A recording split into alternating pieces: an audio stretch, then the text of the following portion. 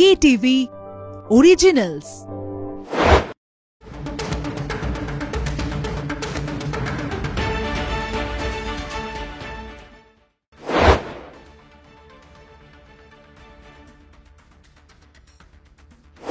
Welcome to stadium bulletin. আপনাদের সঙ্গে আমি Arpan, powered by SNU and co presented by Jack olive oil. আজকে হচ্ছে 25শে জুন 1983। আশা করি যারা ক্রিকেট প্রেমী, যারা স্পোর্টস লাভার, তাদের কাছে এই দিনটার তাৎপর্য নতুন করে বলার কিছু নেই। তবে এই দিনটা যদি না আসতো, হয়তো এমন একজন লিভিং লেজেন্ড রয়েছেন, তার হয়তো এই ক্রিকেট লেখাটাই হতো না। ভাবছেন কে? আমাদের সঙ্গেই রয়েছেন কলকাতা দেবীর জয়েন্ট এডিটর গৌতম ভট্টাচার্য। গৌতম দা, আপনাকে স্টেডিয়াম রুটিনে স্বাগত। প্রথম শব্দটাই বললাম, আপনি যে বলেছিলেন গত বছর, সেটা কি সত্যি? আমি প্রথমে শুনছিলাম যে তুমি কার কথা বলছো, আমার কথা বলছো, আমি বুঝতেই পারিনি। ভূতের গল্প হলো বর্ষার দিনে ইলিশ মাছ ভূতের গল্প হয়, সেরকম কিছু আষাঢ়ে গল্প বলছো কিনা। জাস্ট আমার মনে হয় যে 25শে জুন 1983 আমাদের মতো ওই জেনারেশনের অনেক মানুষের জীবনটাই বদলে দিয়েছে, ভারতীয় ক্রিকেটকেই বদলে দিয়েছে। ভারতীয় ক্রিকেট যে একটা বলিষ্ঠ চরিত্র হতে পারে, সেই ব্যাপারটাকেই মানে বিশ্বের দরবারে নিয়ে এসছে। এবং অ্যাকচুয়ালি যখন ভারত বিশ্বকাপ জেতে, আমি তোমায় বলছি যে তার কয়েকদিন বাদে বাদ দিলে এর কোনো রেশই ছিল না। আমি 1987-তে বাইসেন্টেনারি টেস্ট ম্যাচ কভার করতে ইংল্যান্ডে যাই। ওই সফরে কপিল দেব চেয়েছিলেন যে আমি ওর অনুলিখনটা করি। উনি ভারতীয় কাগজে এটা লিখছেন, একটা সিন্ডিকেটেড কলম, সেই কলম আমি যেখানে কাজ করতাম সেখানেও বেরোতো। উনি আমায়, আমার মনে আছে, লর্ডসের নার্সারি এন্ডে ডেকে বললেন যে তুমি কি আমার লেখাটা লিখবে। কিন্তু আমি লেখাটা লিখতে খুব ভয় পাচ্ছিলাম, কারণ আমার নিজস্ব কাভারেজ পেরিয়ে কপিলের লেখা।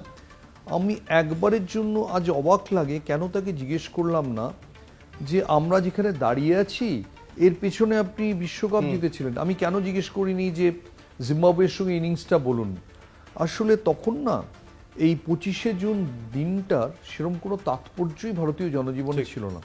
এই তাৎপর্যটা শুরু হলো আমার মনে হয় 2003 থেকে, যখন 20 বছর ছিল সেই সময় প্রথম শুরু হলো যে সৌরভ যখন বিশ্বকাপ ফাইনালে উঠলেন, বলা হলো যে 20 বছর পূর্তিতে সেকেন্ড ভারত বিশ্বকাপ জিততে পারে কিনা। সেই সময় থেকে এই যে বার্ষিকী উদযাপনটা শুরু হলো, তারপরে 25 ভারতীয় ভোট করলো। ওই সময় থেকে 25শে জুন এমন ছড়িয়ে গেল যে আজকে 42তম পূর্তিতে ইডেন গার্ডেন্সে সন্দীপ পাটিল বসে আছেন। রাঁচি রাট টাইগার্স, যারা বেঙ্গল প্রো টি20 লিগে খেলছে, সেই প্রো টি20 লিগের তিনি রাঁচি টিমের সম্ভবত মেন্টর। তিনি ডাগ আউটের পেছনে বসে আছেন, ক্যামেরা বারবার করে তাকে ধরছে, কারণ আজকে 25শে জুন সন্দীপ পাটিল সেই টিমের একজন খুব ইম্পর্টেন্ট মেম্বার। একদমই বাড়তি আনাগোনা আজকে ইডেন গার্ডেন্সের সাংবাদিকদের সবাই সন্দীপ পাটিলের সঙ্গে কথা বলতে চায় যে ওই দিনটা কিভাবে মনে পড়ে। এবং ওদের একটা হোয়াটসঅ্যাপ গ্রুপ আছে 83 টিমের।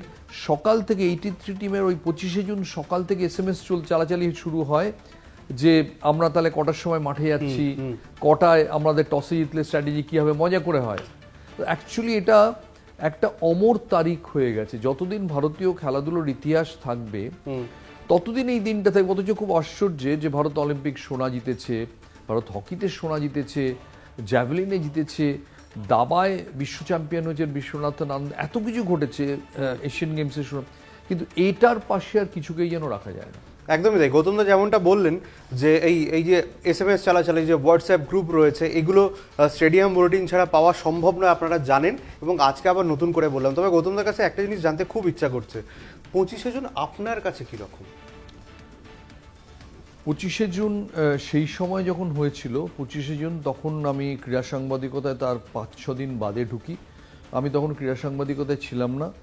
আমি অ্যাকচুয়ালি তখন ওই প্রতিষ্ঠানেই চাকরি করতাম, কিন্তু অন্য কাগজে, ইংরেজি কাগজে। সো আমার প্রথম দিককার খেলাটা দেখিইনি, গাভাস্কার আউট হওয়া কিছু দেখিইনি। মাহিন্দার থেকে খেলা দেখতে শুরু করি, মিনি বাসে গিয়ে একটা বন্ধুর বাড়িতে নামি, সেদিন অফিস থেকে তাড়াতাড়ি বেরিয়ে আবার বাড়িতে ফিরে ওয়েস্ট ইন্ডিজ ইনিংসটা দেখি। এবং যখন ভিভ ওরকম মারছেন, আমার এই আফসোস জীবনে কখনো যাবে না, মৃত্যু অবধি, যে আমি কেন টেলিভিশনটা বন্ধ করে দিলাম, কেন একটু দেখলাম না। এবং এত ভিভ মারছিলেন 183, এ তো মানে সময়ের অপেক্ষা। এবং ওয়ানডে ক্রিকেট ঘিরে তখন কোনো রকম সেরকম ধ্যান ধারণাই ছিল না। হেরে গেছে ভারত, হেরে যাচ্ছে, এরকম একটা ব্যাপার ছিল। তারপরে ভিভের আউট হওয়াতে আবার টিভি খুলে আবার দেখতে শুরু করি। এবং রাত্রিটা তো একটা ম্যাজিক্যাল রাত্রির গিয়েছিল। কিন্তু একই জিনিস অর্পণ হয়েছিল 2007 ভারত টি20 বিশ্বকাপ জেতার পর। আবার কিন্তু ভারতীয় ক্রিকেটের স্পোর্টস মার্কেটিংয়ের চেহারাটাই ওই ধোনির নেতৃত্বে জয়টা বদলে দেয়।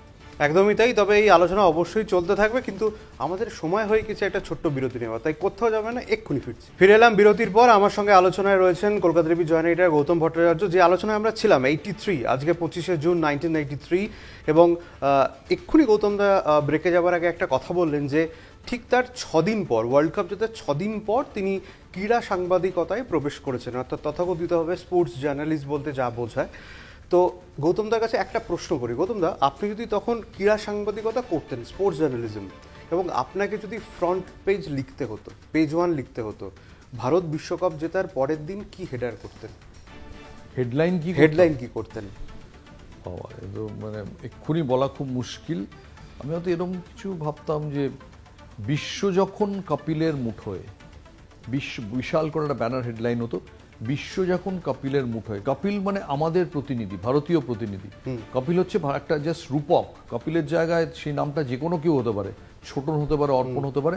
আমাদের ক্যাপ্টেন, বিশ্ব যখন তার হাতের মুঠোয়, তার মানে বিশ্ব আমাদেরও হাতের মুঠোয়। অসাধারণ একটা হেডলাইন বলা যেতে পারে, সত্যি দারুণ একটা হেডলাইন। তবে জানি না দারুণ কি, আমি জাস্ট মনে হলো বললাম, আমার তো দারুণ লাগলো। আমি জানি না আজকে স্টেডিয়াম বুলেটিনের থাম্বনেল এটাই হতে চলেছে কিনা, সেটা হয়তো গৌতমদার শোয়ের শেষে ডিসাইড করবেন। তবে আর একটা জিনিস 1983 ওয়ার্ল্ড কাপ নিয়ে জানতে ইচ্ছা করছে, যে এই যে ওয়ার্ল্ড কাপ জেতা, আজ তখনকার দিনের ক্রিকেট এবং আজকের শুভমান গিল 2025-এর শুভমান গিল 1983 ওয়ার্ল্ড কাপ টিমের থেকে বা কপিল দেবের কাছ থেকে কি শিখতে পারেন? এই তুমি বলছো না শেখাটা, এই শেখার জন্যেই এরা কপিল দেবরা সিনেমাটাতে এত আগ্রহী ছিলেন। তাদের মনে হয়েছিল যে ইয়াং জেনারেশন যদি চোখের সামনে ভিডিওতে না দেখতে পায়, এরা ভুলে যাবে। যদিও 83 ভিডিও স্মৃতি আছে, তাদের তা মনে হয়েছিল যে এটা ফিল্মে থাকলে এটা বছরের পর বছর থাকবে, এবং ফিল্মে থেকে অ্যাকচুয়ালি মানুষের জীবনে থাকবো 83 সিনেমাটা। কিন্তু 83 সিনেমার সঙ্গে জড়িত এখনও কেউ কেউ মনে করেন, তাদের খারাপ লাগে ভাবলে, যে সিনেমাটা সেরম চলেনি। এবং সিনেমাটা সেরম চলেনি তার নানান কারণ ছিল। একটা কারণ বলা হয়েছিল যে প্রমোশনে রণবীর সিংকে ব্যবহার করা হয়নি, কপিল দেবকে বেশি ব্যবহার করা হয়েছিল। বলা হয়েছিল ইয়াং জেনারেশনের কাছে বুমরা অনেক কাছের, কপিল অনেক দূরের, রণবীরকে ব্যবহার করা হলে হয়তো বেশি লোক আসতো। আর শুভমান গিলদের কাছে এটাই, এই শুভমান গিলদের জন্যই এই সিনেমাটা দেখলে তুমি বুঝবে যে যখন লোকে সবাই তোমায় অবজ্ঞা করছে, যখন কেউ তোমায় হিসেবের মধ্যে ধরছে না, যখন তোমার অবস্থানটাই খুব কোয়েশ্চেনেবল, সেই সময়েও নিজের ওপর বিশ্বাস হারিও না। অঘটন কিন্তু এই জীবনেই ঘটে। সেটাই শুভমান গিলদের মাথায় রাখা উচিত। একদমই তাই। এই টিপসটা যদি শুভমান গিলরা অবশ্যই মাথায় রাখে তাহলে তো খুবই ভালো হয়। তবে আলোচনা তো চলবেই, এবং 83 নিয়ে তো হবেই। এবং গতকাল বিশ্রী হার বলা যেতে পারে, বিচ্ছিরি হার, একটা কোড অ্যান্ড কোড, দুটো শব্দ ভীষণভাবে দরকার, সেই আলোচনাতেই আসবো। তবে আবারও একটা সময় হয়ে গেছে ছোট্ট একটা বিরতির, ফিরে আসছি। ছোট্ট 2 ওভার পর একটা করে বিরতি নিচ্ছ, চলে আসছি এক্ষুনি, তারপর এটা নিয়ে হচ্ছে। ফিরে এলাম বিরতির পর। গৌতম যেটা বলছিলেন যে 2 ওভার পর পর বিরতি, আসলে এখন তো টি20 যুগ, কিছু করার নেই, বিরতি আমাদের নিতেই হবে। স্পন্সররা আমাদের আছে বলেই এত শো আপনাদের কাছে পৌঁছতে পারছে, এবং তারা আছেন অবশ্যই। যারা স্পন্সর করছেন স্টেডিয়াম বুলেটিন, তাদের নাম আরও একবার বলে দিই, পাওয়ার্ড বাই এসএনইউ এবং co presented by Jack olive oil. আবার ফিরে এলাম। ভারতীয় ক্রিকেটের স্পন্সর কিন্তু ওই কপিল দেবরা জেতার পর এলো, এবং তারপরেও শুনলে অবাক হয়ে যাবে যে 87 যখন ওয়ার্ল্ড কাপ হয় তখন বোর্ড কোনো স্পন্সর দিতে পারেনি।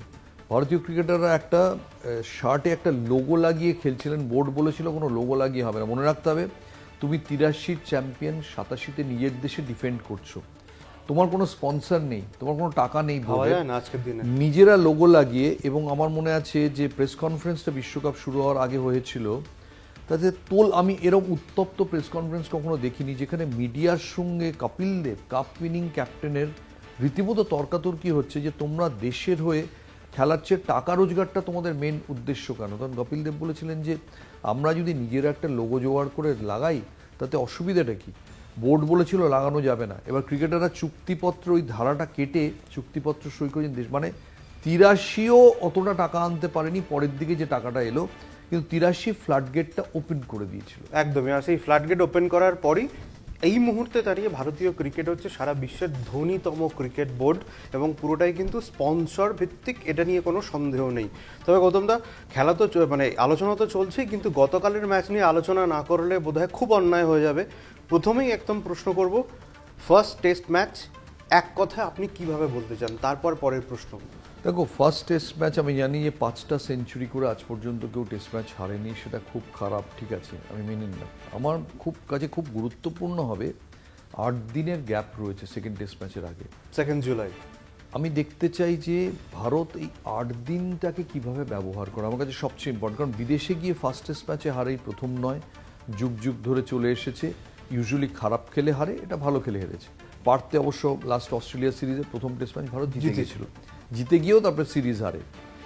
তাই আমি প্রথম টেস্টটাকে আলাদা গুরুত্ব দিচ্ছি না। আমার বক্তব্য হচ্ছে যে তুমি এই হার থেকে কি শিখলে, কারণ যেটা উচিত এখনকার দিনে, এত টাকা যেখানে আছে, বোর্ড থেকে গৌতম গম্ভীর যিনি কোচ হয়েছেন তার উচিত হচ্ছে যে বিভিন্ন সেন্টারে লোক পাঠানো, যে সেই সেন্টারগুলোর উইকেটের এখন অবস্থা কি, ওই দিনগুলোতে ওয়েদার রিপোর্ট কি আছে, ওখানে কাউন্টি চ্যাম্পিয়নশিপে যে টিম খেলে, যেটা হোম টিম, ধরো ইয়র্কশায়ার, হেডিংলিতে, তারা এবছর কোন স্ট্র্যাটেজিতে খেলেছে, মাঠের ধরনটা কি। মনে করো ইডেনগানসে যখন একটা সাইডে খেলা হয়, একটা দিকে 65, একটা দিকে 50, এবার ক্যাপ্টেন বলেন স্পিনারকে মারার জন্য ওই 65-র দিকে মারবে না, 50-এর দিকে মারবে, তাহলে তোমার 6 হওয়ার সুবিধে। মাঠ অনুযায়ীও স্ট্র্যাটেজি ঠিক হয়, যার জন্য সৌরভ যখন ইন্ডিয়ান ক্যাপ্টেন থাকাকালীন এবং নিজের কোচ থাকাকালীন গ্রেগ চ্যাপেলের কাছে গোপনে গিয়েছিলেন, তিনি গ্রেগ চ্যাপেলের কাছে এই জন্যই গিয়েছিলেন যে সিরিজ শুরুর আগে প্রত্যেকটা মাঠের ডাইমেনশন কি ভালো করে বুঝতে, কোন অ্যাটাক কোথায় চলতে পারে, একেবারে পুঙ্খানুপুঙ্খ বুঝতে। কারণ এখন ক্রিকেট যে পর্যায়ে চলে গেছে যে আইটি স্পেশালিস্টরা একটা সূক্ষ্ম জিনিসও অ্যানালাইজ করেন, যে তুমি ব্যাট করতে যাওয়ার সময় বা পা আগে ফেলছো না ডান পা আগে ফেলছো, সেটাও দেখা হয়ে যায়। কখন পা টুলছে তোমার সামান্য ভয়, কোন সিচুয়েশনে তুমি মুখটা কিরম দেখাচ্ছ, সেটা অব্দি লোকে দেখে নেয়। আমার প্রশ্ন যে গৌতম গম্ভীর, আপনি এখন ফুটবলের কোচের মতোই অমিত ক্ষমতাশালী, ভারতীয় ক্রিকেটে এই ক্ষমতা নিয়ে গ্রেগ চ্যাপেল ছাড়া আজ পর্যন্ত কেউ আসেনি। আপনি কি ব্যবস্থা করেছেন, আপনি কি সমস্ত রিসার্চ করেছেন? আজকে প্রমাণ হয়ে যাচ্ছে জসপ্রীত বুমরা ছাড়া আপনার কোনো ম্যাচ উইনিং বোলার নেই, খুব ভালো কথা। আপনি সেকেন্ড বোলার কাকে ভেবেছেন? আজকে 83 টিমটা কিন্তু এত ভালো খেলেছে শুধু কপিল দেবের জন্য নয়, কারণ তার পিছনে রজার বিনি বলে একজন ছিল, তার পিছনে মদনলাল বলে একজন ছিল। ভারত যখন 86-এ ওখানে ইংল্যান্ড সিরিজ জিতেছে, এমন একজন কপিল দেবের সঙ্গে ছিলেন, মেন উইকেট নিয়েছিলেন, এখন কলকাতা ইডেন গার্ডেন্সে বসে আছেন, তার নাম চেতন শর্মা। অতএব প্রথম লোকটার পেছনে পার্শ্ব চরিত্রটাও ইকুয়ালি ইম্পর্টেন্ট।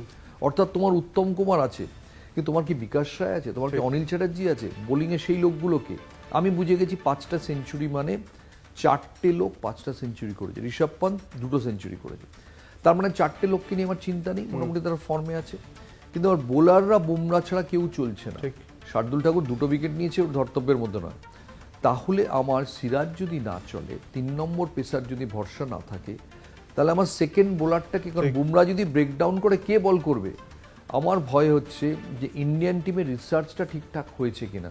এই যে বেন ডাকেট তো স্বর্গ থেকে উঠে আসেনি, বেন ডাকেটে সেই শটগুলো খেলছিল, এগুলো বেন ডাকেট কাউন্টিতে এবার কিরম খেলেছেন, আগের সিরিজে কিরম খেলেছেন, বেন ডাকেটকে কারা বেশি আউট করেছে, এই রিসার্চগুলো কি ঠিকঠাক হয়েছিল? আজকে 1987-র যে রিলায়েন্স কাপে ভারত সেমিফাইনালে হেরে গিয়ে ওয়ার্ল্ড কাপ থেকে চলে যায়, গতবারের চ্যাম্পিয়নরা ওয়ার্ল্ড কাপ থেকে চলে যায়। আমি ম্যাচের পর মনে হয় যে ম্যাচের অনেকদিন বাদে কপিল দেবকে জিজ্ঞেস করছিলাম যে গ্রাহাম গুড যখন এতগুলো সুইপ করছিলেন, আপনারা তখন বাড়তি ফিল্ডার লেগে রাখেননি কেন?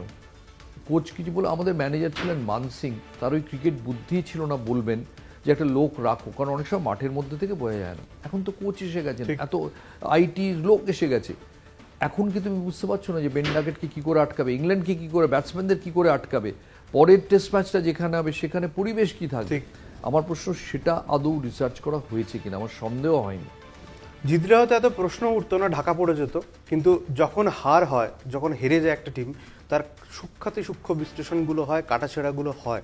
এবং গৌতমদা যে বিশ্লেষণগুলো করলেন, আমি জানি না আদৌ ভারতীয় টিম ম্যানেজমেন্ট সেগুলো করছে কি না, হয়তো করলে তার রেজাল্ট পাওয়া যাবে ভবিষ্যতে, সেটা হয়তো 2 জুলাই যে সেকেন্ড টেস্ট রয়েছে সেটা থেকে বোঝা যেতে দেখো, পারে। ভিভিএস লক্ষ্মণ যদি এই টিমের কোচ হতেন, আমি তাহলে তোমায় না জেনেও বলে দিতাম রিসার্চ হবে। ভিভিএস লক্ষ্মণ এমন একজন লোক যিনি মেথড প্রসেসের অনন্ত বিশ্বাসী। গৌতম গম্ভীর টেস্ট ম্যাচে কিরকম আমার খুব একটা ভালো ধারণা নেই, সব বলতে পারবো না। একদমই তাই। গৌতম গম্ভীর কীরকম টেস্ট ম্যাচে সেটা নিয়ে যেমন ধারণা অবশ্যই নেই, সেই সঙ্গে ক্যাচ যখন মিস হয়, আমরা একটা প্রবাদ রয়েছে যে ক্যাচ মিস মানে ম্যাচ মিস, তো সেটাকেই গৌতম গম্ভীর বলে দিয়েছেন যে হতেই তো পারে। ফিরবো এই আলোচনায়, সঙ্গে থাকুন, ছোট্ট একটা বিরতির পর ফিরে আসছি। ফিরে এলাম বিরতির পর, আমার সঙ্গে আলোচনায় রয়েছেন Kolkata TV joint editor Gautam Bhattacharya. Gautam da, যে প্রশ্নটা করেই ব্রেকে গেলাম আর কি, যে একটা কখনো কোচ একটা বলতে পারেন যে ক্যাচ মিস মানেই ম্যাচ মিস, যেখানে একটা প্রবাদ প্রচলিত রয়েছে সেখানে বলতে পারে ক্যাচ মিস তো হতেই পারে, যেখানে যশস্বী জয়সওয়ালের মতো 4টে ক্যাচ ফেলে দিচ্ছে শুভমন গিল, কি বলবেন এই মানে এই উক্তির মানে কি? এই উক্তির মানে হচ্ছে যে গম্ভীরের প্রথমেই খুব প্রেশারে পড়ে গেছেন, তাই জন্য কী বলতে হবে বুঝতে পারছেন না। গম্ভীরের টেস্ট ম্যাচে সেরকম এখন অবধি সাকসেস নেই। বরঞ্চ টেস্ট ম্যাচ যখনই টেস্ট সিরিজে উনি কোচিং করেছেন হেরেছেন। সাদা বলে সাকসেস আছে প্রচুর, চ্যাম্পিয়ন্স ট্রফি জিতেছেন, সিরিজ জিতেছেন, সাদা বলে সাকসেস আছে, লাল বলে নেই।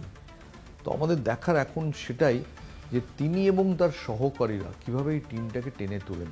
এর আগে ইন্ডিয়ান টিমে যারা কোচ ছিলেন, রবি শাস্ত্রী ছিলেন, তিনি কিন্তু রাহুল দ্রাবিড় ছিলেন, তাদের কিন্তু সহকারীগুলো খুব সুন্দর সাজানো ছিল। আমি জানি না গম্ভীরের সহকারীরা কতটা গম্ভীরের ইয়েসম্যান, কতটা কম্পিটেন্ট, এই ধারণাটা আমার নেই। এটাও যেমন ইয়েসম্যান নিয়ে যখন প্রশ্ন উঠছে, আর একটা প্রশ্ন উঠবে যখন কালকে সাংবাদিক বৈঠক করা হচ্ছিল তখন ঋষভ পন্থের ডাবল সেঞ্চুরি মানে ব্যাক টু ব্যাক সেঞ্চুরি নিয়ে প্রশ্ন করা হয়েছিল, জাস্ট একটা উত্তর বেরিয়ে চলে গেছে, বাকিরাও তো সেঞ্চুরি করেছে। এটার মানে কি? এটার মানে আমি কিছু বুঝতে পারলাম না। এটা কোনো কোচ উত্তর দিতে পারে? এটার মানে ওর মাথা কাজ করছে না, এটা আর কোনো মানে এটা যে উনি নর্মাল আড্ডায় বললে এরকম বলবেন তা হয়তো না, মাথাটা কাজ করছে না। তাহলে বলতেন যে ঋষভ পন্থ যে ওরম একটা শোচনীয় আইপিএল সিজন কাটিয়ে দুর্ধর্ষ কামব্যাক করেছে, এটা আমার কাছে ভীষণ আনন্দের। কারণ লোকে সবাই গাড়ি দুর্ঘটনার পর কামব্যাকের কথা বলে, এটাও তো একটা কামব্যাক, ওটাও তো পুরো আইপিএল সিজন ওইরকম প্রেশারে বারবার ধারাবাহিক ফেল করে সঞ্জীব গোয়েঙ্কার টিমকে ডুবিয়ে সেখান থেকে এসে এইরকম 2টো সেঞ্চুরি, 8টা সেঞ্চুরি ইন্টারন্যাশনাল ক্রিকেটে ঋষভ পন্থ নিয়ে অনেক প্রশংসা করা উচিত ছিল। আবার বলছি, গম্ভীর নিশ্চয়ই প্রচণ্ড প্রেশারে মাথা কাজ করছে না। জানি না মাথা কাজ করছে কি করছে না, গৌতমদা বলছেন হয়তো মাথা সত্যিই কাজ করছে না, এরকম কেউ বলতে পারে বলে আমার মনে হয় না। ইন্ডিয়া ইংল্যান্ড টেস্ট নিয়ে একদম আমরা শোয়ের শেষের দিকে চলে এসেছি। কোথাও গিয়ে কি মোহাম্মদ শামিকে অলরেডি টিমে নিয়ে নেওয়াটা সম্ভব, মানে ফিরিয়ে আনা? না, আমার মনে হয় মোহাম্মদ শামি যথেষ্ট ফিট হয়তো নন, সেই জন্য তাকে নিশ্চয়ই খোঁজ রাখা হচ্ছে। এইটাই আমার প্রশ্ন, যে মোহাম্মদ শামি যে সুস্থ নন সেটা তো আমরা 5-6 মাস ধরে জানতাম, এটা তো নতুন কোনো নয়। তাহলে আমি নতুন স্বামী খুঁজিনি কেন? আমি কেন ভাবিনি যে কে আমার তুরুপের তার সাথে পারে? গৌতম গম্ভীরের প্রবলেম হচ্ছে যখনই কোনো বিপদ দেখেন বা যে কোনো কিছু দেখেন, আজকে মঙ্গলবার মাংস খেতে ইচ্ছে করছে, কাকে ডাকবো? হর্ষিত রানা। বুধবার দিন ইলিশ মাছ খাবো, কাকে ডাকবো? হর্ষিত রানা। এই কিছু, আর নইলে ওয়াশিংটন সুন্দর। সোমবার লাল দই খাবো, কে আসবে? ওয়াশিংটন সুন্দর। এই কিছু পেটোয়া প্লেয়ার আছে গৌতম গম্ভীরের, যেটা না থাকলেই ভালো। প্লেয়ার হবে যখন আমার যা প্রয়োজন আমি ইউজ করবো, গাড়ির স্টেপনির মতো ইউজ করে নেব। সেটা কোথায় কে কাকে কোন পরিস্থিতিতে লাগে কেউ বলতে পারে না। কোচের যদি এই ধরনের ফেভারিটিজম থাকে তাহলে লোকে মুকেশ কুমারের মতো লিখবে ইনস্টাগ্রামে, that karma is unforgiving. Mukesh Kumar যেটা লিখেছেন, মুকেশ কুমার ইডেনে খেলছেন, কোথায় তিনি ওখানে বল করবেন না, এখন ইডেনে খেলছেন। জানি না এরপরে কি হবে, তবে অবশ্যই আমার যেটা মনে হয় গৌতমদা হয়তো সেই কথাই বলবেন যে প্রসিদ্ধ কৃষ্ণাকে বোধহয় রিপ্লেস করে হর্ষদীপ সিং অথবা আকাশদীপকে বোধহয় একবার দেখা উচিত এবং টিমে নেওয়া উচিত। হর্ষিত রানা কি হবে আমি জানি না, হয়তো সেই সুযোগটা হর্ষিত রানার শিখে ছিঁড়ে যেতে পারে 2 জুলাই, কারণ তিনি অত্যন্ত ঘনিষ্ঠ গৌতম গম্ভীরের। ভবিষ্যৎ সে কথা বলবে। তবে একদম শোয়ের শেষের দিকে এসে গিয়েছি, কিন্তু যেহেতু আজকে 25শে জুন 1983, গৌতমদাকে একটা শেষ প্রশ্ন করতে ইচ্ছা করছে যে 83 সিনেমাটাও হয়েছে, তো এই সিনেমার সঙ্গে বাস্তবের মিল কতটা? পুরোটাই প্রায় বাস্তব। দুটো জিনিস 83 ফিল্মে কম আছে। একটা হচ্ছে কপিল গাভাস্করের ঝগড়াটা অনেক বেশি জোরালো ছিল, এখানে দেখানো হয়েছে কিন্তু খুব হালকা। মানে ওটা যদি ললিপপ দেখানো হয়ে থাকে তাহলে ওটা ক্যাডবেরির চেয়েও বেশি ছিল বাস্তব জীবনে। আর সেকেন্ড হচ্ছে যে যাকে ভিলেন দেখানো হয়েছে, একজন ইংরেজ সাংবাদিককে, ডেভিড ফ্রিথ তার নাম, বাস্তব জীবনে উনি কিন্তু এত বড় ভিলেন ছিলেন না। হ্যাঁ, উনি বলেছিলেন যে ভারত কী করে জিতবে, তারপর ওর ম্যাগাজিনের পাতা খেয়েছিলেন, যে পাতায় লিখেছিলেন ভারতের জেতার কোনো চান্স নেই। কিন্তু ভারতীয় ক্রিকেটারদের সঙ্গে তার যথেষ্ট বন্ধুত্ব ছিল, কপিল গাভাস্কর, মহিন্দর, স্মৃত এখন প্রায় মৃত্যুশয্যায়, কিন্তু ভালো সম্পর্ক ছিল। এবং আমার মনে হয় ওটা চিত্রনাট্যের ব্যবহারের জন্য ওটা করা হয়েছে, যে একজনকে পার্মানেন্ট ভিলেন করে দেওয়া। সত্যি হয়তো চিত্রনাট্যের জন্য অনেক কিছু পরিবর্তন করতে হয়, তবে ডেফিনেটলি মানে ওকে অমরিশ পুরী করে দেওয়া হয়েছে। ওকে কোথাও বলা হয়নি যে অমরিশ পুরীর একটু ভালো দিক ছিল। একদমই তাই। তবে স্টেডিয়াম বুলেটিনের সময় আজকে শেষ হয়ে গিয়েছে। তবে আনটোল্ড স্টোরি শোনার জন্য, আরও এক্সক্লুসিভ খবর জানার জন্য অবশ্যই স্টেডিয়াম বুলেটিন দেখতে হবে। আর আজকে এখানে শেষ করছি। খুব ভালো থাকবেন, সুস্থ থাকবেন, আর কোথাও যাবেন না। কলকাতা টিভি ডিজিটাল দেখতে থাকুন, কলকাতা টিভি দেখতে থাকুন। কবে কবে দেখবেন? না, রাত দিন 7 দিন।